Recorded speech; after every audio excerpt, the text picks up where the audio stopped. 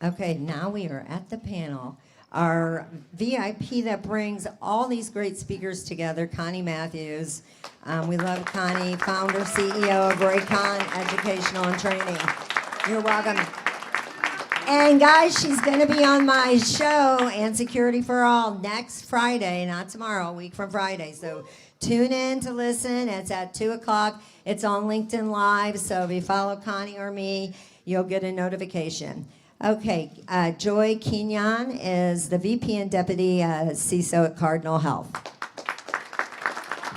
And one of our prestigious panelists today, is it Schlaine? Yes. Okay, Schlaine Hutchins, Senior Manager, Security, Compliance, Privacy at Loop. Congratulations, thank you for joining our panel today. I have Luke Fowler as the Director of Information Security at, is it Cotiviti? Yep. All right. We have an event in Montreal, and that one's really bad, the way I pronounce these names. But the next one's easy, Trey Smith, because he shortened it. CISO at Wexner Medical Center of Ohio State University. Thank you, Trey. Trey's been a big supporter of our events, too. And last but not least, Kristin Lowery as Chief Security Officer at American Electric Power. All right. So I am going to go ahead and hand it over to Connie. What is this one for?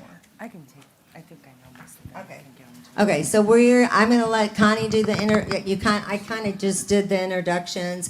Again, remember, we want to keep this interactive with you guys. My tech team, who is in the back, if you have a question, wait for them to bring the mic so our virtual audience can hear you all. And with that being said, let's welcome our panelists.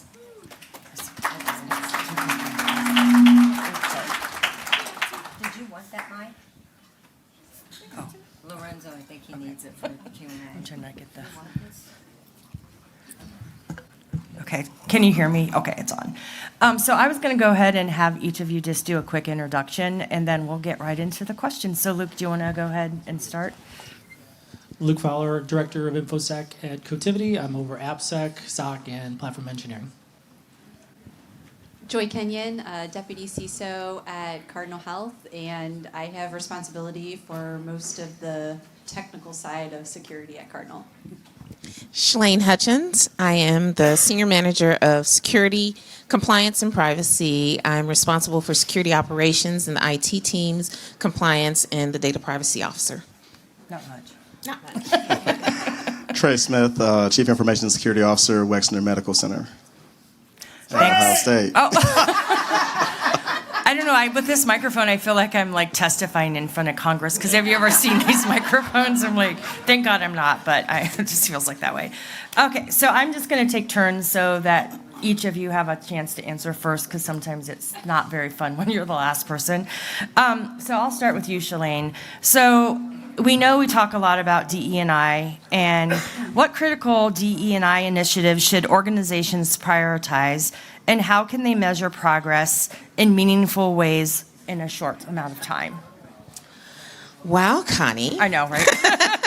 That's a loaded question. I think just in the climate of things with the D&I initiatives that started maybe a few years ago that are now being disbanded or dismantled, and one of the programs that are being eliminated initially for organizations when they're thinking about reorganizing their structures is a DEI program. So those practitioners and those leaders in the DEI industry are out of jobs. So one thing that organizations should focus on is maintaining the DEI programs so that they can actually perpetuate the DEI programs where it's necessary to bring more diversity, equity, and inclusion across all of their entities within their businesses.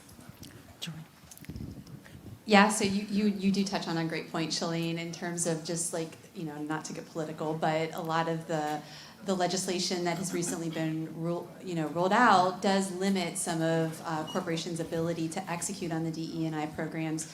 So I think where we've seen companies be successful is integrating DE&I into their culture.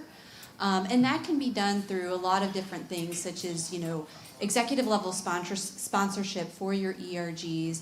But where I really like to focus and where I've seen a lot of success is, of course, starting at the very beginning. So what does it look like in terms of how you're bringing DE&I, diverse candidates, into your pipeline? And that's just, some basic fundamentals. So, ensuring that you have diversity in your interview panels, ensuring that you have diversity represented in your candidate slates. But the one thing that I also recommend and I really like to see is where your talent acquisition team, so your frontline recruiters who are out there, recruiting candidates to your company, ensure that they represent the diversity that you are trying to recruit. You want those first interactions that candidates have with your company to be representative of themselves. You want them to be able to see themselves in your company. So just a couple of ways that, again, in the current legislative climate, where we can start to build DE&I into the culture and the way that we work. Trey, do you want to? Oh, sorry. I work for a smaller organization. We don't have that program, so I agree with both the comments there, and I'll turn it over to maybe Trey or somebody who's got more insight. Well, I'll add in, but Joy and Schlaine covered it for the most part. Your recruiting, your interviewers, that's one of the best places to start. But I heard something earlier on the previous panel about entry-level jobs. Looking at those differently, like the amount of experience that someone needs to have for an entry-level job, be creative in how you prioritize it. Because a lot of folks that are coming from diverse backgrounds may not have those years of experience, and it's a good place to start if you're going with an entry-level job. Also, if you're looking at the new technologies, AI prompt engineers, like, no one can claim that they have 15 years of experience in that, right? So This is going to be a drinking game for every time we say yeah, AI. we said that earlier. I'm just kidding. Just set myself up for that one. That was your idea, Trey. It was. Right. But definitely look at your entry-level jobs, look at the newer careers. Those are great chances to look at a diverse pool because, again, I don't think many folks can claim they have tons of years of experience and success in those areas. Of course. Thank you. No, I wanted to add, while we're looking at the entry level and bringing candidates in, diverse candidates, from the beginning of the process, right? We're targeting diverse candidates and bringing them in. We have to also make sure internally we have environments set up to support those diverse candidates because oftentimes when they enter the organization, there is no environment for them to thrive because they're being held accountable or held to standards that don't support their needs, candidate, woman, or as a minority or any other, diverse group, a neurodiverse candidate, maybe the environment isn't set up to help them to grow in the organization. So the organization needs to make sure internally that this environment where diverse candidates can thrive. And I don't know about you, but I also think I really like diversity of thought because if you think about diversity of thought, if you're really embracing that, you are going to bring people that look differently, that think differently. The thing I see a lot happening is we give people opportunities, but there's no training, there's no coaching. So we throw people into jobs that they may not have a lot of experience, especially like leadership. I think we can all agree by show of hands how many of you have had horrible leader that you've worked with in your career. And if you've been at the same place your whole career, you don't have to raise your hands. But I think that, leadership, I always really truly believe servant leadership is really important. And I think a lot of times people don't understand the definition.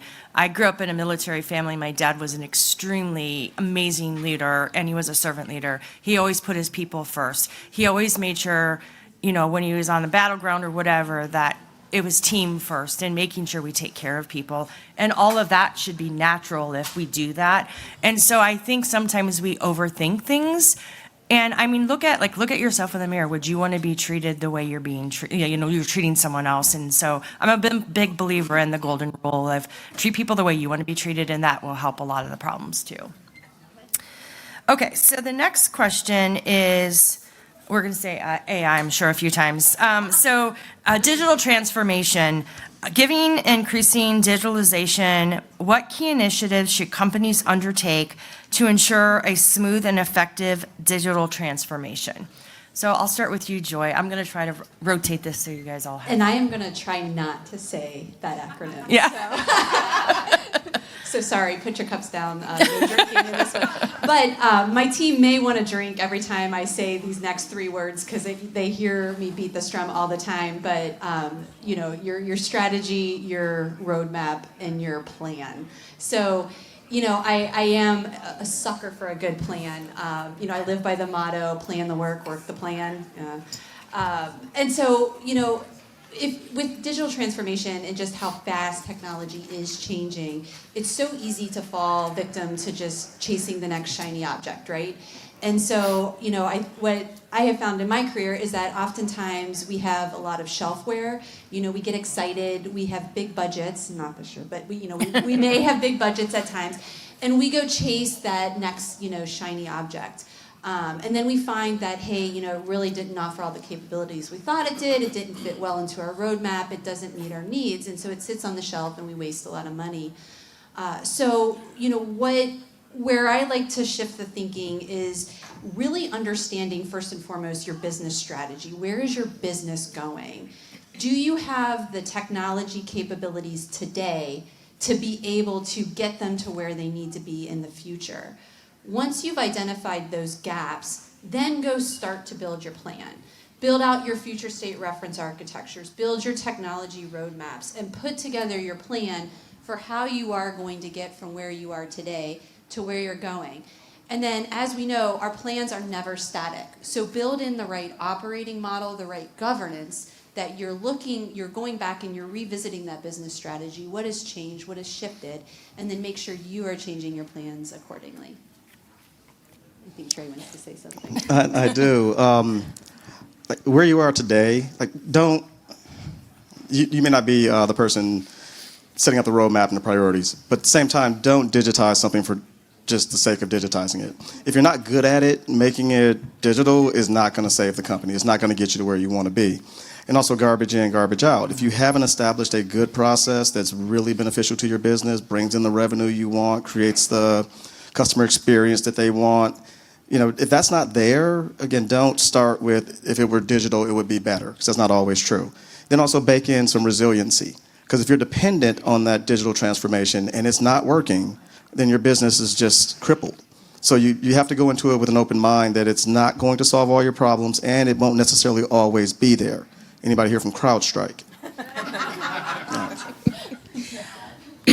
I agree with both of the panelists, what they've said so far, and just to kind of summarize a little bit what Trey was saying, I believe that first of all, you got to get on the same page as what it means, what digitalization means to you and to your organization. Because we throw a lot of this terminology around in this industry about digitalization transformation. I'm like, wow, I know both of those words, but together they mean nothing, right? So explain it to me what it means to you, and then understand what problem are you actually trying to solve. Are you just plugging something in for the sake of plugging it in to say that you plugged it in? Or are you actually solving a problem? And in solving that problem, what value is it bringing to your organization or to your business? Because if it's not adding any value, then why are you doing it? A lot of things just to stay up with the Joneses or to stay in the race with this game, sometimes it's not necessary to do so. Sometimes just going slow and steady. Do you have change management or organizational change management as part of your plan? Because without that, then whatever digitalization transformation program that you do is not going to be effective because your organization isn't ready for it. So there are a lot of things that you need to consider when you want to transform things or all the things. All of that, yeah. So what I'm saying is just be considerate of these other factors. Luke, did you want to add anything? Yeah, so agree with everything that the panelists said. I think one component of all of those is integrating security by design. And something simple you can do that we're doing is a very simple security review process. And it really needs to be non-punitive. You need to be making friends out there. Let them know, thank them for coming to you early and putting on, and then if they do have security flaws, don't beat them up over it. Say, great, thank you, we can now document this, give them extra time to remediate it, be accommodating as much as you can, because then they'll come back to you. It's that adage. At least you know where the flaw is and know that you can at least put it in your risk registry or maybe do a security exception, whatever, but I think that's a big part of it too. I was actually going to add that in because designing it from the start to be secure is where we're going to get the most bang for the buck in our profession. But at the same time, recognizing that it's a continuous journey. If you're truly transforming, what you're building today should look different in the future. You should have change management, organizational change management. So when you do find flaws or just have to make changes, if security is baked in from the start, you have a chance to not fall too far off the rails when the bad thing happens. And we were talking earlier about, when you go digital, think about during the CrowdStrike, the issues with CrowdStrike, a lot of hospitals, the new nurses don't know how to chart. So for us that are older, we were talking, I'm I didn't have technology in my hand when I was born, but I did take computer classes when I was in high school and in college. And so thinking about, I was actually in San Diego when it all happened, and I wanted, Tia Hopkins and I wanted to order food, and they're like, we can't order food, but they were bringing food out to other people. I'm like, could you not write it on a piece of paper and take it back? And I think we sometimes take for granted, and you think about even with HIPAA, with everything required to be digital, there are some gaps there. Like if we do lose power, we do lose all of these things. And then sometimes I think we have to think about if we had to go back to the old way, sometimes we can't, but if we could, what does that look like from a training and development perspective for the people that work in your organization? So that's just something to think about I think sometimes with security, we look at things sometimes very holistically, but at a higher level. And there's no one better in an organization that understands if an app's not working correctly, they're in it every single day. So that partnership, I think, is really important because if we're jerks to them every time they come to us, they're not going to come to us. But they're going to notice an anomaly way before we will because they look at it every single day. So I do think as we're moving into security, that relationship with the business is actually everything has an IP. As we move everything to the cloud and all of those things, that digital transformation really should open up better communication lines, because if we can't communicate with the business, then what do we do? And we may not be able to support them because we don't understand always the priority based on business needs. So just some things to think about. I do want to point out really quickly that we made it through that entire topic without once mentioning AI. Have a drink. We talked a little bit about this too, but I think it's good to have different perspectives. So Luke, I'll go ahead and start with you. For talent development and retention, what strategies are becoming essential for attracting, developing, and retaining top talent in a competitive and fast-evolving job market? So I'm a big proponent of internships. If you can get an internship program started at your business, it's huge. You can try out some talent, and a lot of times they will stay with you, right? They'll finish college and come back and be even stronger than they were before. And then something that came to mind when I think it was the CISO of Ohio was speaking. My kids got this flyer for, I think it's DACC, which is a vocational school, and they've got cybersecurity in there. And I thought, how cool is that? We didn't, at least when I was growing, we didn't really have those kind of things. Vocational schools were mechanics and HVAC and things like that. To have these abilities to get into cybersecurity out of high school, I think is huge, because the reality is you don't need a degree to be in cybersecurity. And back to what Connie said and others, we shouldn't set the bar so high that people can't come in and do cyber. If you're willing to take the commitment in high school to learn cybersecurity and get an entry, then join my organization. I'll take that person over a bachelor's degree every time. And I think, quite a few of us, we sit on advisory roles for high schools and colleges, and that's a great place to attract a variety of talent. So I know you two work with the City of Columbus. Joy and I are on, it's Jonathan Alder, but now it's Tolls, right? Yeah. And then I work with Dublin and a few other schools. We were trying to focus sometimes in some of the inner city schools, and so we can obviously find some diverse talent. And sometimes in these inner city schools, they don't have the positive role models, and they just don't even like know what the first steps are. So I would ask all of you, if you have spare time, we're always looking for volunteers and people to support. And I will say for me, it's been an absolute pleasure working with high school students. I don't know if I could have a high school student because I don't have enough patience probably, but I'm learning so much from them as they're learning from us. So I would just encourage, if that's something you're passionate about, you could probably talk to any of us and we can get you pulled in. And most people know if you tell me you want to volunteer, I will keep coming to you. But I feel like the world is a better place when we give back, so. And I do want to put a plug in for Tolls, because we just did something amazing with Tolls, which is the technical career vocational school that a lot of districts in this area feeds. We just opened their cybersecurity lab, which if you have a chance to check it out, I think there's some videos on LinkedIn and YouTube that they posted on the launch. But this was done in partnership with obviously a lot of leaders within the community, as well as a lot of different corporate and state support. But it is amazing to see at the high school level the type of curriculum and the level of skill that these young adults are graduating with.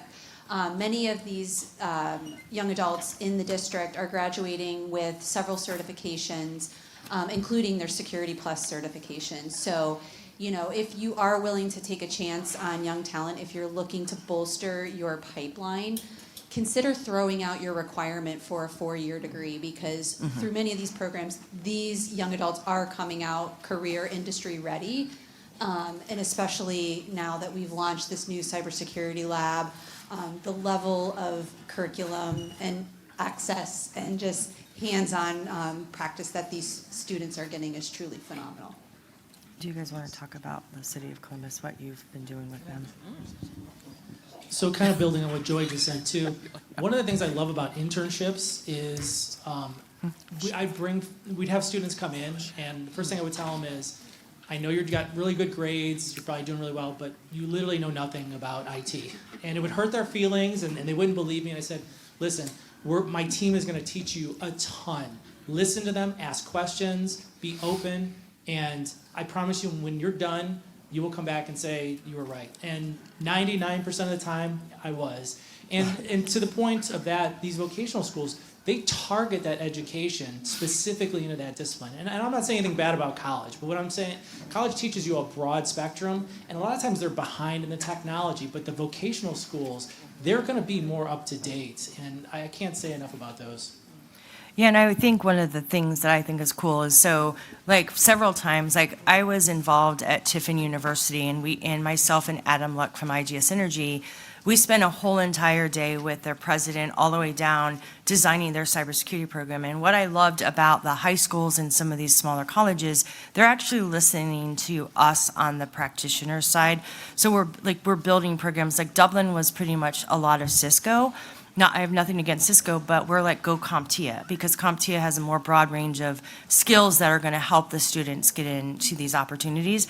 So what I love about it is if you have that passion, you can be part of developing that curriculum and giving them some advice. So we had like IT fundamentals was part of the tolls thing, and we said, I think at this point, most kids understand technology, so why do we want to spend 2 weeks on fundamentals where we might be able to go into Network Plus or Security Plus so that they have more of the experience that's going to help them get jobs? And so they completely took that off, because every one of us that were there, was like 20 of us, we all agreed, and they they revamped their program. And I think that's really cool, because we want to see these kids be successful too, so, and I don't know if you...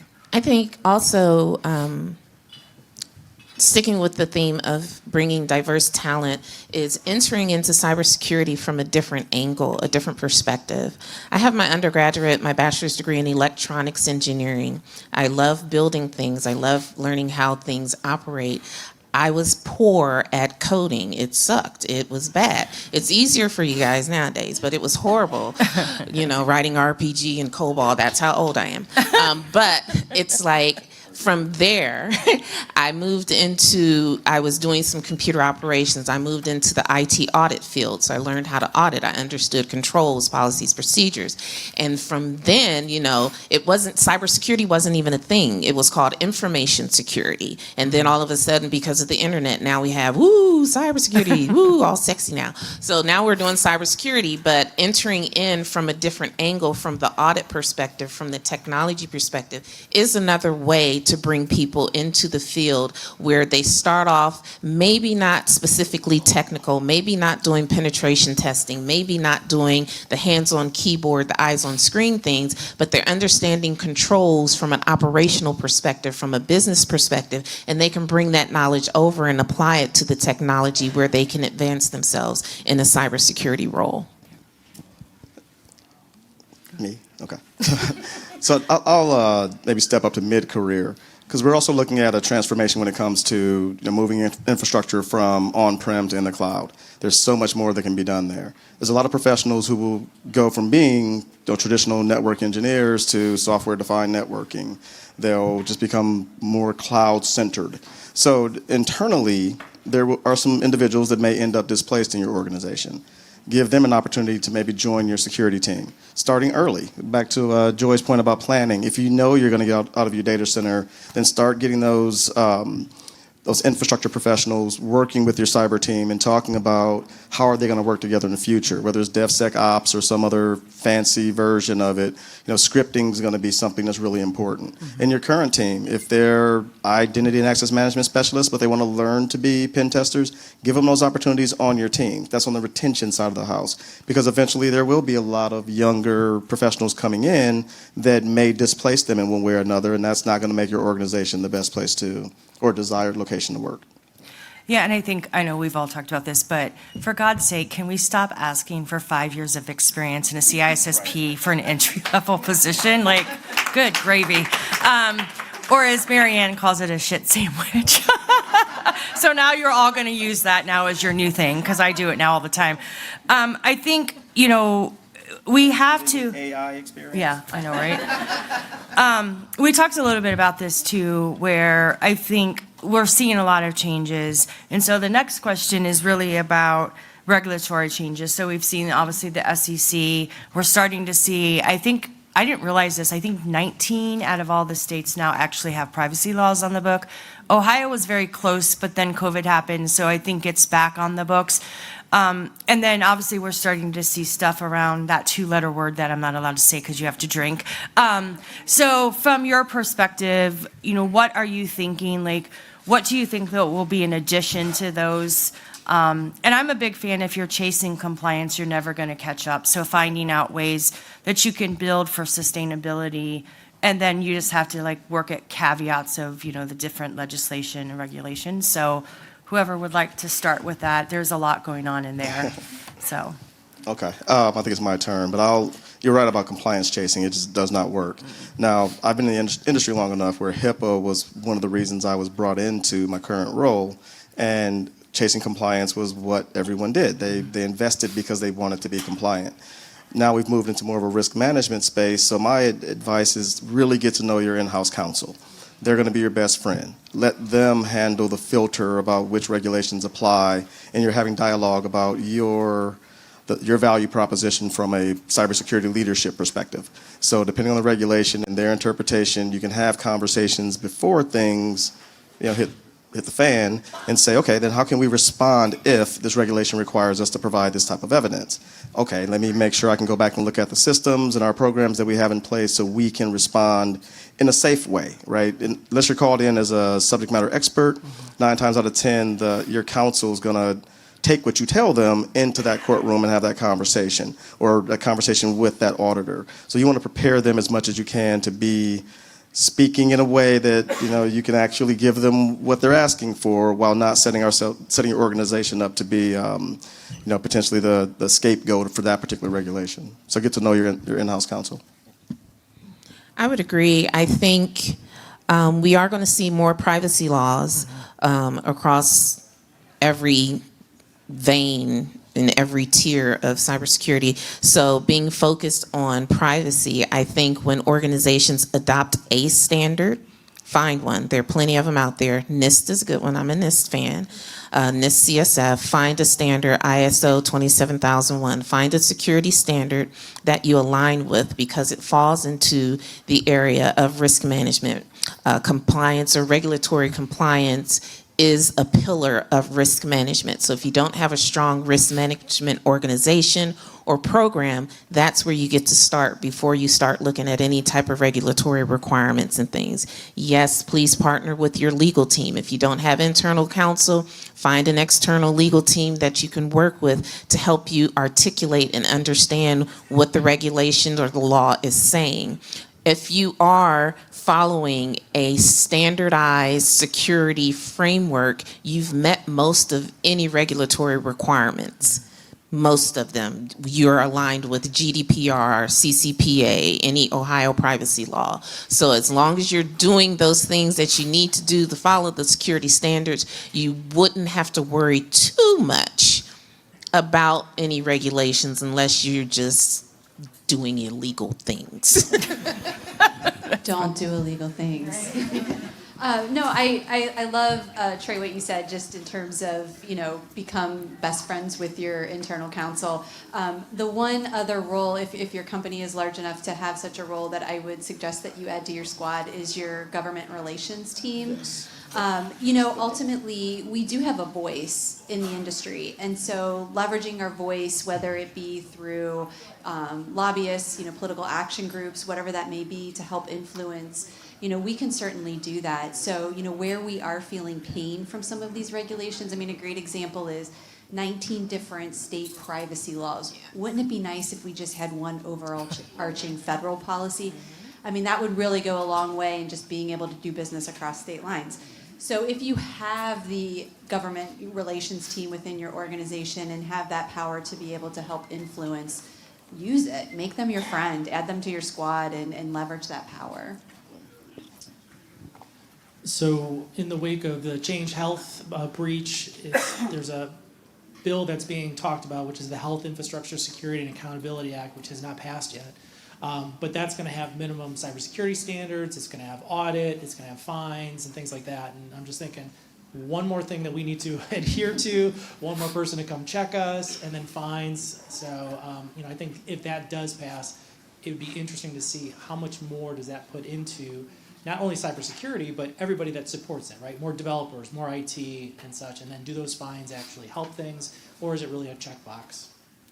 And I think one thing that's hard too is like, a lot of times people say, well, whatever, who has the strictest, privacy rules, go with that. But you think about California, if you're from California, I'm sorry when I say this, but some of their stuff is so irrational. Like, it would be so expensive for like companies in the Midwest to adhere to what specifically California and like Maine, I think, has, and Las Vegas has some really strict laws. So it's even finding that balance of, if you go with the strictest or the not strictest, then you might be losing out. So it's like, how do you make those decisions where it's, I call it rational security, where you're making decisions based on business drivers' needs and what your organization can do? Because by show of hands, does anyone have unlimited budget? Or have more than enough people that we're not busy? So all of that comes into play, and I agree, like, I feel like every day, because now there's a bunch of stuff on the two-letter word that I'm not allowed to say, and I just think we have to really look at what that means for our organization. And again, I think the relationship between technology, security, and business has to strengthen, because it's hard for us to make decisions for the business when we don't even understand the business itself. And that makes it, because you think about, I don't know if any of you followed the case with the CISO from Uber, Joe Sullivan. He's the first CISO that's been actually charged with the felony for obstruction of justice. I've heard him speak, and by the way, I have him coming next year for the InfoSec Summit. But his story is remarkable to hear what he's had to go through. He's had to hire over 10 different attorneys to protect himself from things that he went to their leadership, told them he was attorney by trade, so he was asked for attorney privilege. and no one from the C-suite was in the courtroom. He is the only one. The judge asked. There wasn't anything that they could go back from, like, because a lot of law is done by case law and by things that are happened. So even the jury just didn't even know what to do with it because of no one really had any precedent around it. And so that's where I think that relationship with your legal counsel, with all of those people are going to become critical, because as CISOs of an organization, you can be legally liable, even when our job is to advise the business. Because, I mean, how many of us have gone to the business and said, we need to do this, and the business said, we're not doing it. They accepted the risk, but when something bad happens, guess who's responsible? The CISO. Or the deputy CISO, or that leadership, whatever that highest role is. So I think it's very interesting times. I love it. I just think it's just to watch like how all this is like evolving and changing, but it's definitely a little crazy. Yeah, and I just have to say it because I have to say it, that compliance does not equal security. Like, they are not one and the same. Yes, I'll say it again, compliance does not equal security. So please don't just check the box and think that you're secure. Additionally, if you don't have a strong compliance program, you are setting yourself up for failure. They can work hand in hand. They can be kissing cousins, but one does not equal the other. SOC 2 is not a certificate Of security. or a compliance standard. It's an audit. It's a one-time, point-in-time audit of the controls you told them to review. Please stop saying, I can help you become SOC 2 compliant. There's no such thing. Or I can give you a SOC 2 security. It doesn't exist. HIPAA is a guideline, okay? They recommend things for you to follow. Yes, you can be audited against the HIPAA regulations. High tech is another framework that they've collided and collapsed all the other frameworks into. Just don't get me started on all the... I just want you to know what you're getting into when you get into the regulatory space. Talk to the attorneys. They can help you articulate and make sense out of all of these things that a lot of, not these vendors, none of these vendors do that. A lot of these vendors tell you they can help you do. They are lying because it's not real. It's marketing, and it's there to, yeah, they're trying to sell you something that might help put you in a better position, but know what you're going after. Because even if you check all the boxes, you can still be insecure. That's all I got to say.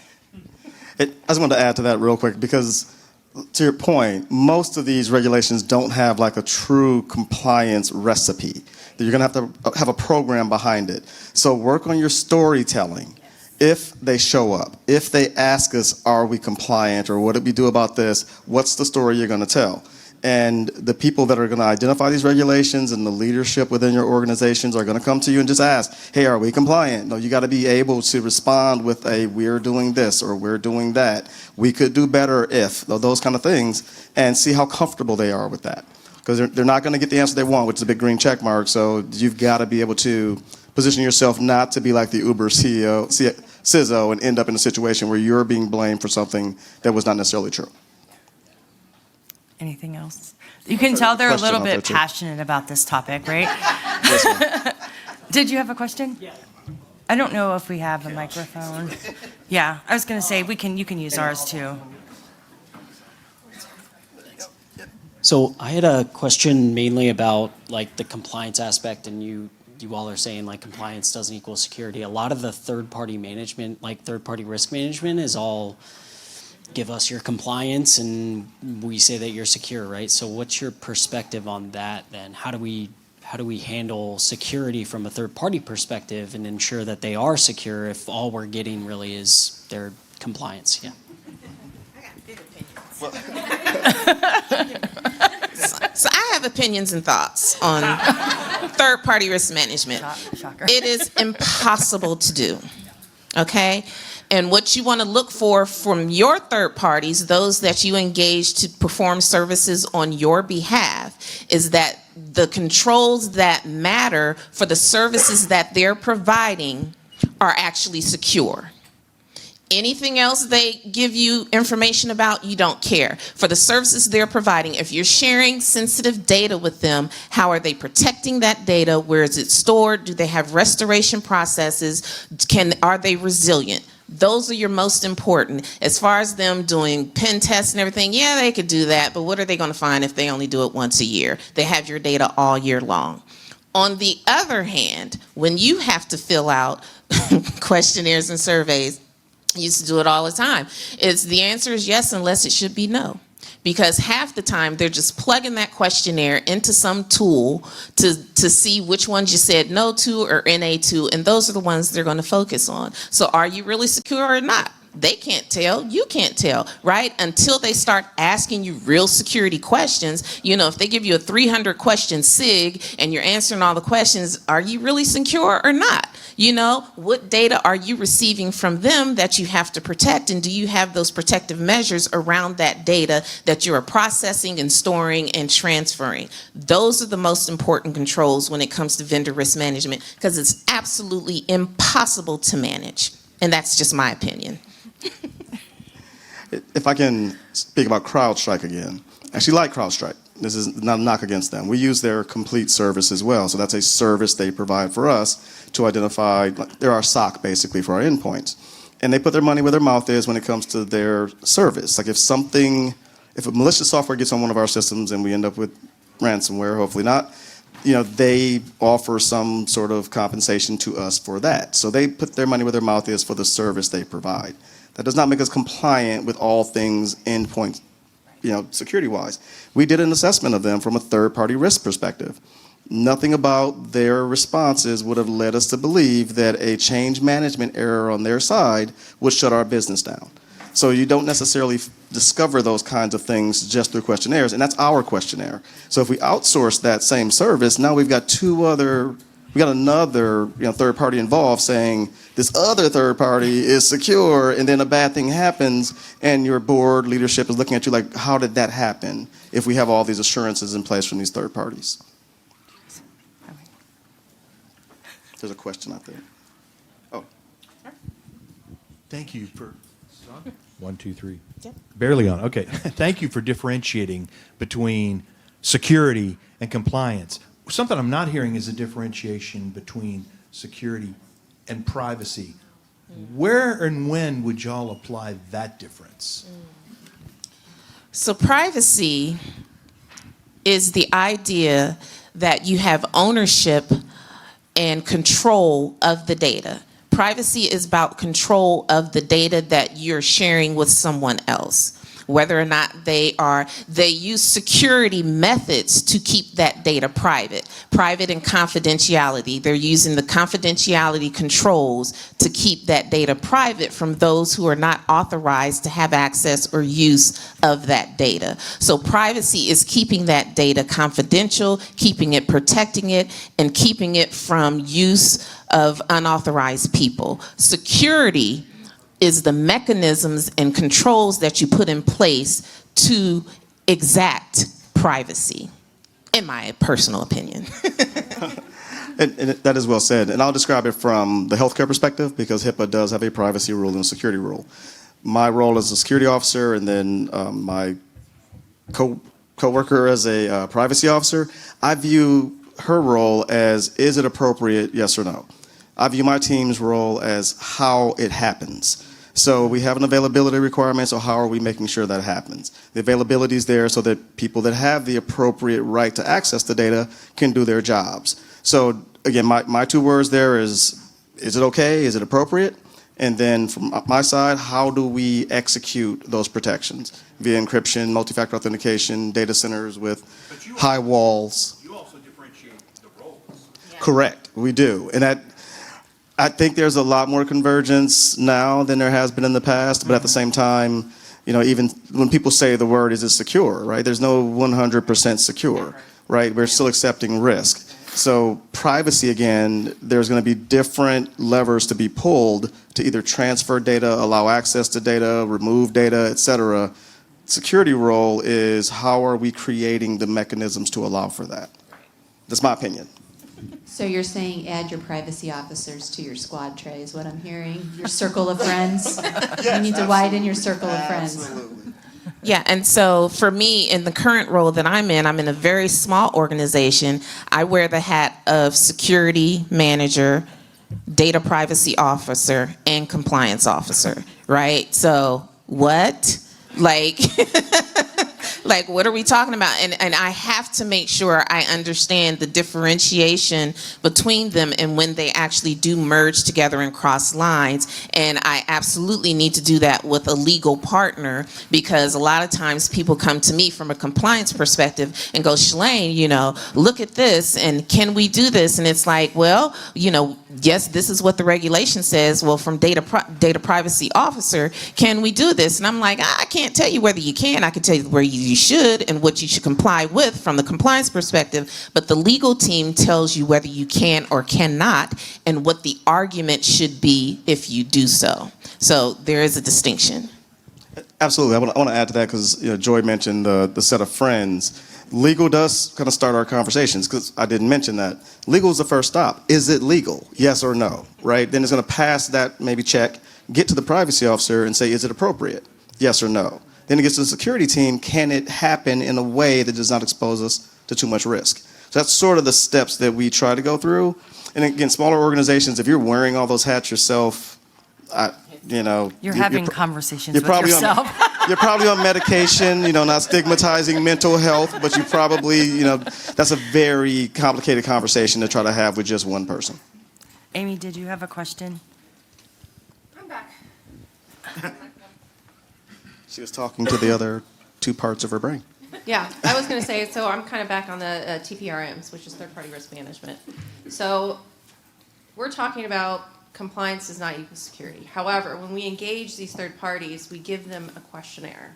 And generally, it's a yes or no, it's compliance. So how can we better educate these third-party practitioners? And how can we better have these third-party vendor programs that focus more on the risks and understanding the risks, prioritizing those risks, and understanding, all the organizations don't necessarily, work the same. Right. So if it's like, maybe, but we don't need to do that because we have this, and that's a really outdated question. It's not even relevant anymore. And all of these things that come together, which it's hard to have these conversations with some of these third-party risk organizations because they were like, well, this is best practice everywhere. I understand that, but hear me out. You know what I mean? So what are your thoughts on that?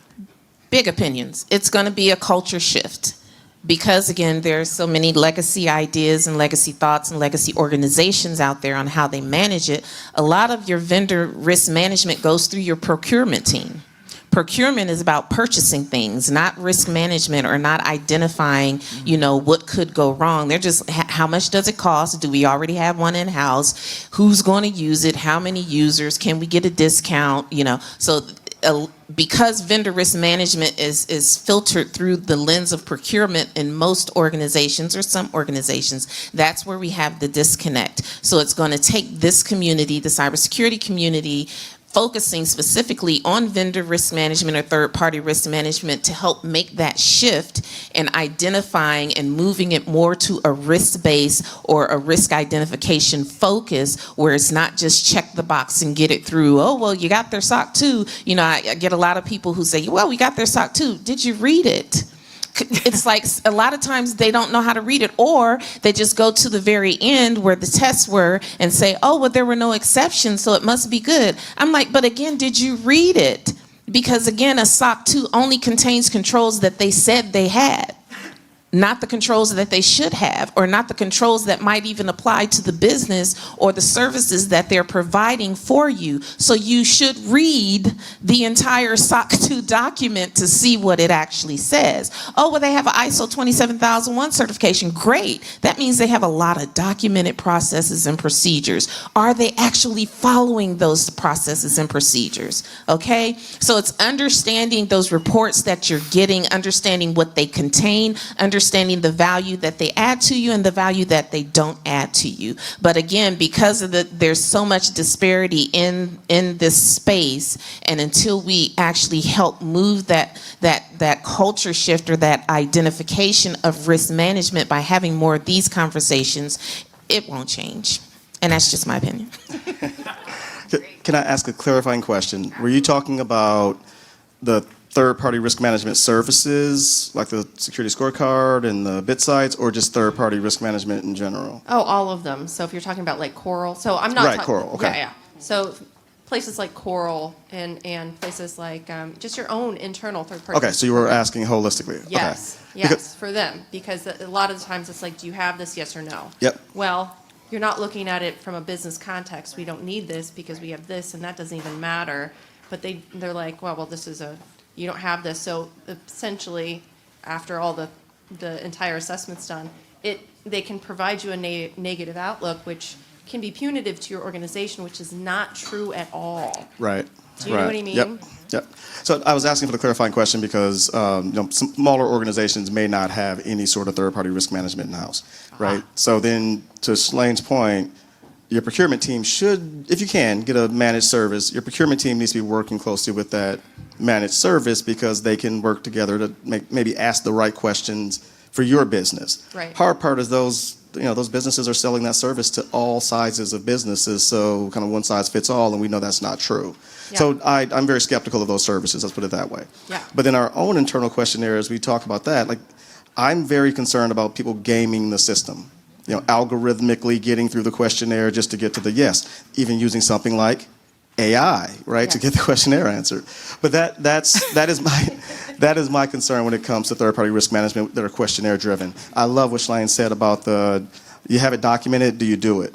Like, we all know that we can look in our own organizations and quickly find a bunch of documentation that's so out of date from the practices that are actually occurring in-house. And we can't expect more of our vendors than we do internally, right? Right. So I think it's a step in the right direction, but as a discipline and focus within security, third-party risk management is extremely important, especially as we get more, all your eggs are in one basket when it comes to Microsoft and maybe a Cisco. If either one of those vendors have a problem, your business is down. So our ability to help the business understand what kind of commitments we've made to third parties and our dependencies on them is extremely important. And I don't necessarily think it's going to be a control checklist more than how are they actually executing and ensuring Yes. that the availability is going to be there and our data is going to be protected the way we expect it to be. Kind of like the essence of the problem is being solved instead of a checkbox, yes or no, this is happening. Right.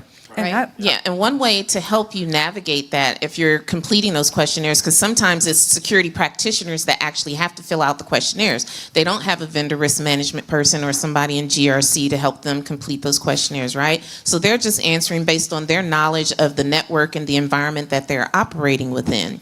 But when you get those questionnaires where it's just a yes or no, they're not even giving you a not applicable option, fill out that comment section. Explain the situation as why this is actually not applicable for the services we're providing. I remember a questionnaire I had to fill out where they're like, do you check visitors' government ID when they come to the office? And I'm like, no. But when you put a no, that's one that gets highlighted in their system. And they're like, oh, this is a failed control. I'm like, actually, it's not, because we're not providing those services to you. We don't hold data in our headquarters. Therefore, it's not important for us to check someone's, government ID when they visit the location. So really explaining those things. But if you do get a SOC 2 audit conducted, and you describe the controls that you have, and you describe them in a way that answers a lot of security questions, you can leverage your SOC 2 to answer your security questionnaire. Sometimes people don't want to read them. They still want you to fill out the questionnaire. Just take that exact statement from your SOC 2 and plug it into that questionnaire. That way your answers are always consistent, and then when you're able to have the conversation, you can go deeper into the explanation of the security control that they're questioning. Yes? So really quick, when you think about third-party risk management, just something to keep in mind. As software as a service and other off-the-shelf quick solutions are out there, be careful to talk to your lines of business about what they're procuring and the questions that they're asking, because everything's maybe not going through central IT. Like I report up through the CIO, and maybe how many of you are in IT roles that report up through IT in some way? The majority of us or not, because some go up through risk in other areas. But we're able to see some of the IT delivered solutions because we're part of that organization. if a line of business is not part of IT and they're able to work with a vendor and quickly spin up some cloud-based solution, you're not necessarily going to see that.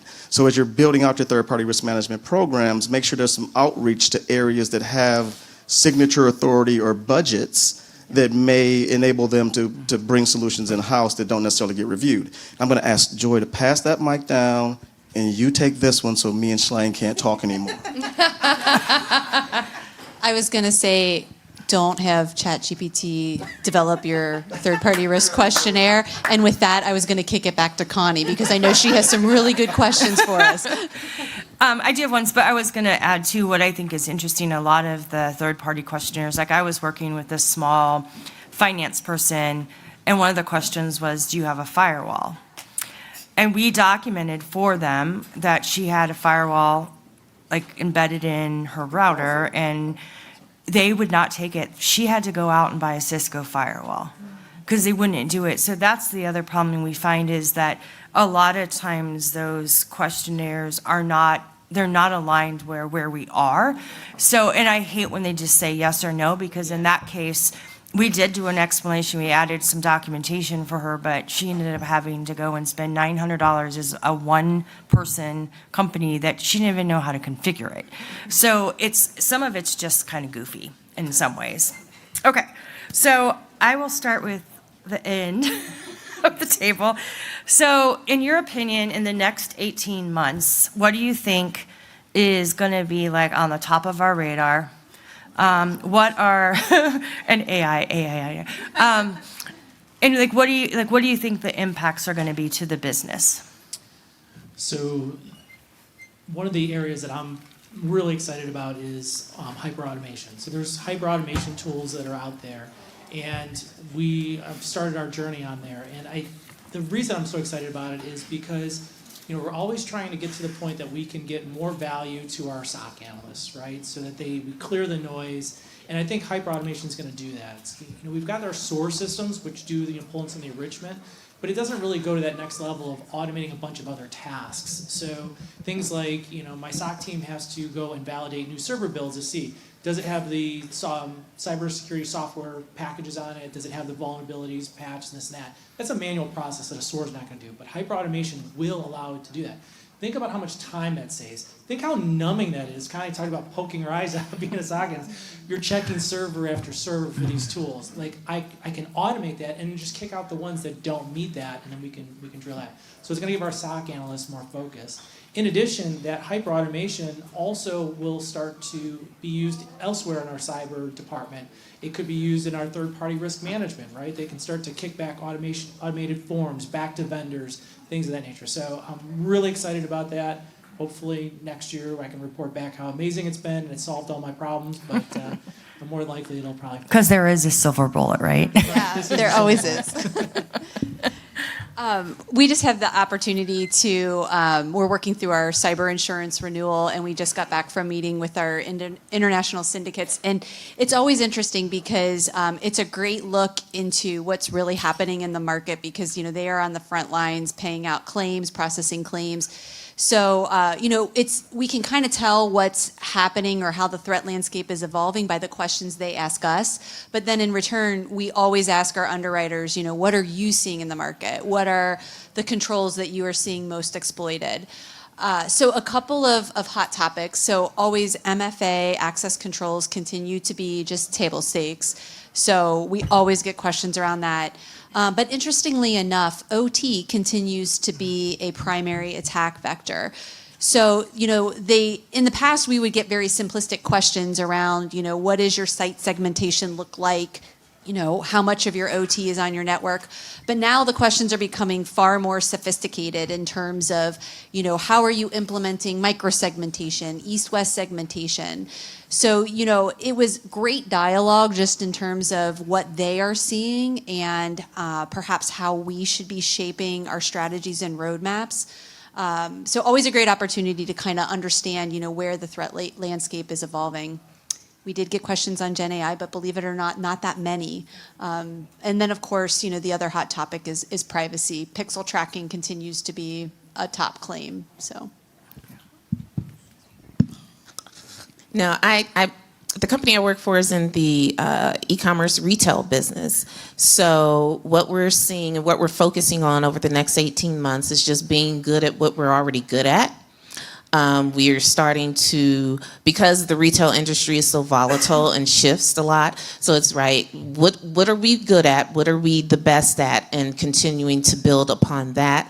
But also in our sphere is a lot of fraud, so focusing on trying to reduce the amount of fraud that happens in the e-commerce landscape.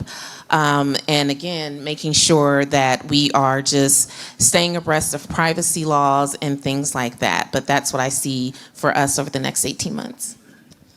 And you just stole my thunder. But I want to look at it from our perspective as cybersecurity professionals, especially in healthcare and HIPAA. For me, day one, we were focused on the confidentiality in the CIA triad. Breach, breach, breach, breach, breach, breach, breach, breach. OCR is finding people. We got to maintain confidentiality. Recently, we've shifted over to availability. Ransomware hits, you can't see patients. There's these other challenges with getting to your data. I see in the next 18 months or so, the I is going to start to come into play. And primarily because of things like fraud, business email compromises, deep fakes, just things that make it harder for our users to, point out the fake version of whatever it is that impacts their job. We're going to have to be able to help them with that phone call is not real, that video is not real, that data source is not real, that business process manipulation that's happening that's asking you to send the information somewhere else is not real.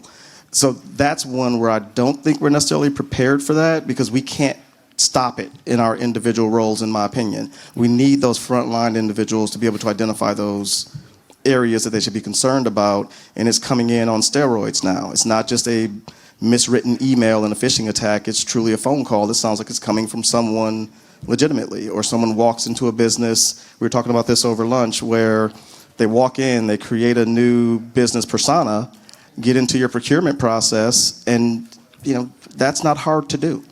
And we have to tell our people in their roles to just be a little bit skeptical, which unfortunately, as security professionals, will make us the bad guy again. Because everything right now is wanting to be microwave really quick, get on board, send the invoice, get paid.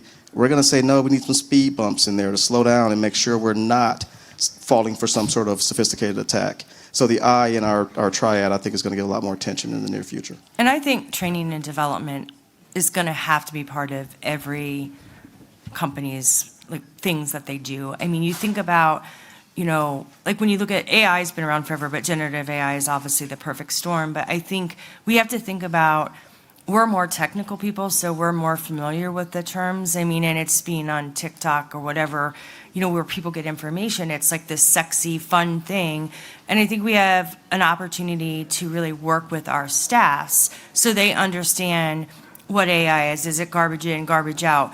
What do you put into AI models? I actually had someone that I work with, their HR person uploaded all of their HR files to do research. She had no idea that you shouldn't do that. And I think as security professionals, we sometimes make assumptions that they should understand. But my whole example, and I say to people, I sometimes hear security people, well, the business needs to understand. I would say to Trey, go ahead, tomorrow I want you to do open heart surgery because you work at a hospital, so you should know how to do that. That is just, and I've had people say, well, YouTube it. And I'm like, okay, I'm pretty sure, I don't think any of us want to do that. But I think we have to step back and realize we're good at what we do, they're good at what they do, and we have to bridge that gap. And, I'm starting to see a lot on the security awareness side where it's more role-based. So, for example, I worked with a children's hospital on the West Coast, and we did awareness based on finance, procurement. In sales, we talked about the types of targets they would be that made it real to them.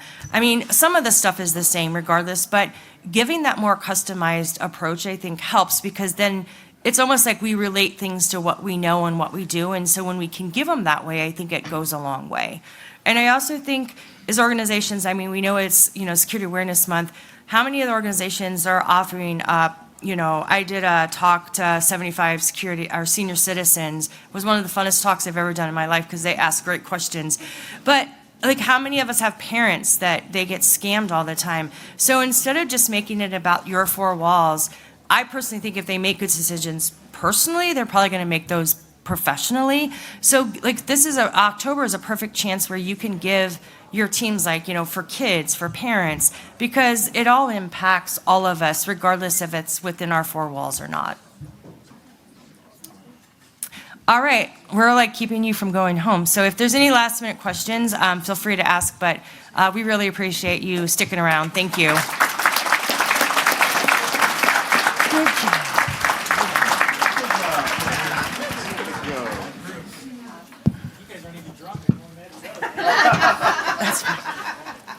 That's her fifth one.